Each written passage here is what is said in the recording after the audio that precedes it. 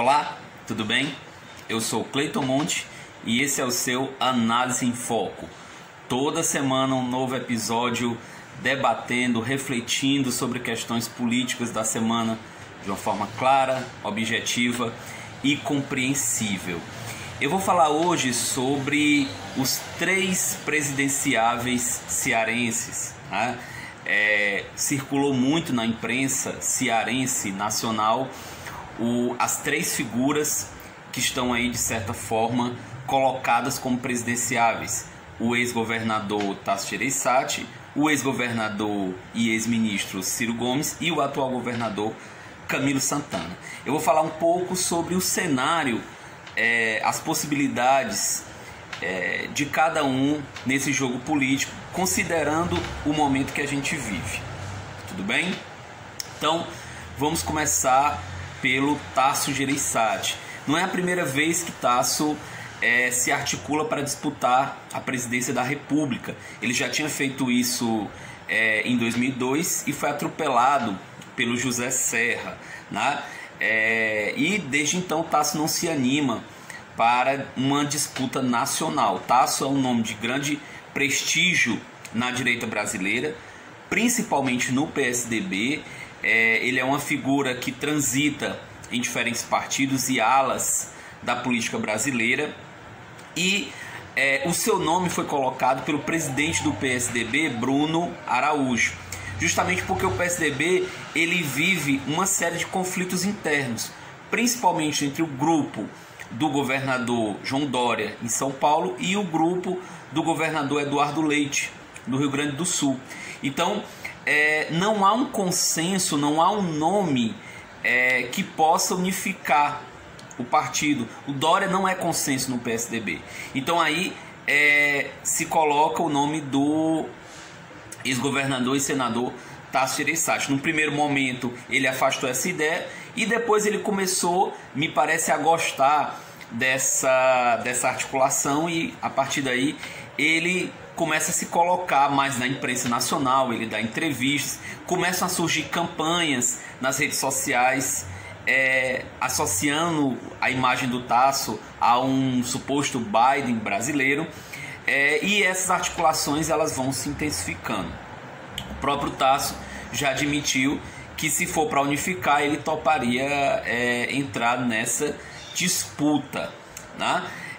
As grandes dificuldades do Tasso, primeiro, São Paulo, né? A gente sabe que o governador de São Paulo, isso desde a redemocratização, antes até da redemocratização, ele é basicamente o candidato natural à presidência da República, tendo em vista a importância política, econômica do estado de São Paulo. Mas o governador João Dória ele não é uma figura que agrega, né? Ele não é uma figura extremamente polêmica, e a popularidade dele não está muito boa em São Paulo. Mas Tasso enfrenta essa primeira dificuldade em São Paulo, né?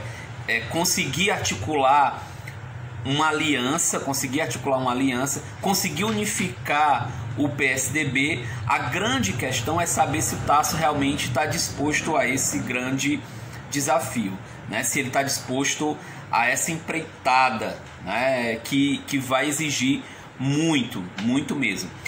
O segundo nome que nós temos é o do atual governador Camilo Santana, que tem altíssima popularidade, está entre os governadores com a melhor avaliação de gestão e com a melhor avaliação da gestão da pandemia, atravessou diferentes crises e também começa a ser lembrado como um nome que possa ter uma dimensão para além do Ceará, né?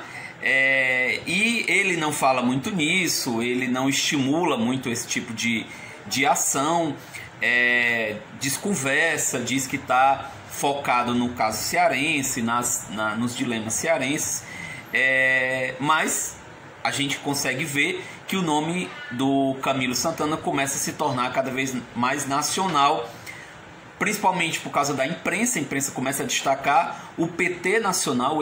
O ex-presidente Lula sempre traz o nome do governador Camilo Santana como nome para uma dimensão nacional. Quais são os grandes dilemas do Camilo. Primeiro é essa relação ambígua com o PT e com os Ferreira Gomes, né? Muito provavelmente nós vamos ter o Ciro como candidato, né? E o PT colocando, por exemplo, o PT se colocando como uma candidatura, o Camilo Santana teria que, de certa forma, se afastar dos Ferreira Gomes, que é algo que ele não sinaliza, né? Então há uma campanha, há toda uma intensificação nas redes sociais para trazer o nome do Camilo Santana para o debate nacional, mas eu não vejo isso como algo concreto, tendo em vista as inúmeras dificuldades e os inúmeros problemas que isso acarretaria, e o próprio Camilo Santana parece não se motivar a isso. Pelo que a gente vê até o momento, ele está mais disposto a disputar o Senado Federal em 2022. E claro, a depender da avaliação dele da gestão, vai ser um nome muito importante nas eleições para apoio a outros cargos, né? Mas para uma disputa nacional você tem essas dificuldades. Por fim, o terceiro presidenciável é Ciro Gomes, né? O eterno presidenciável. Ciro já foi candidato em 1998, em 2002, que foi a chance dele, foi o momento que ele chegou, de certa forma, a liderar pesquisas e estava numa trajetória ascendente. Ele disputou agora em 2018 a campanha presidencial, ficou ali naquele percentual de 12% dos votos válidos, e desde então ele está fazendo campanha, né? Já teve a sinalização do presidente do PDT, Carlos Lobo, de que ele vai ser candidato, está buscando ser um nome de centro, né? As pessoas me perguntam, mas qual é a do Ciro? O Ciro, a perspectiva do Ciro é que você vai ter um nome da esquerda na disputa de 2022. Esse nome da esquerda, se não for Lula, vai ser alguma figura ligada ao PT, e você vai ter um nome de centro. Para o Ciro, não há certeza de que Bolsonaro estará no segundo turno da campanha presidencial. E esse tipo de análise começa a surgir entre diversos especialistas, né? Você vê Renato Janine Ribeiro, né?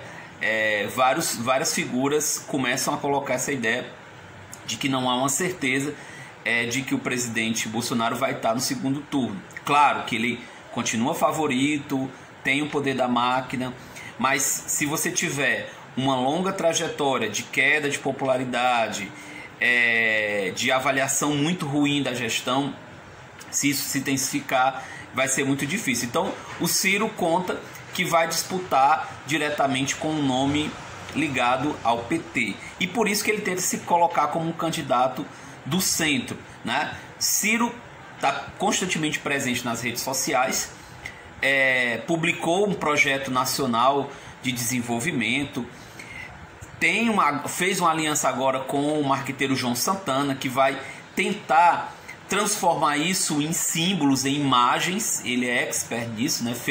Foi o marqueteiro das campanhas do PT em 2006, em 2010, em 2014. Então ele vai tentar transformar o Ciro, vai tentar equilibrar a imagem do Ciro, vai transformar a linguagem do Ciro em uma linguagem nacional, e claro, vai buscar alianças com outros partidos para tornar a candidatura do Ciro Gomes mais competitiva. Portanto, desses três nomes, nesse momento, o que é mais concreto, o que é mais viável, o que tem maior possibilidade de disputar a presidência é Ciro Gomes. E claro, é o que está se esforçando mais para isso. Ok? Grande abraço. Próxima semana tem mais um Análise em Foco.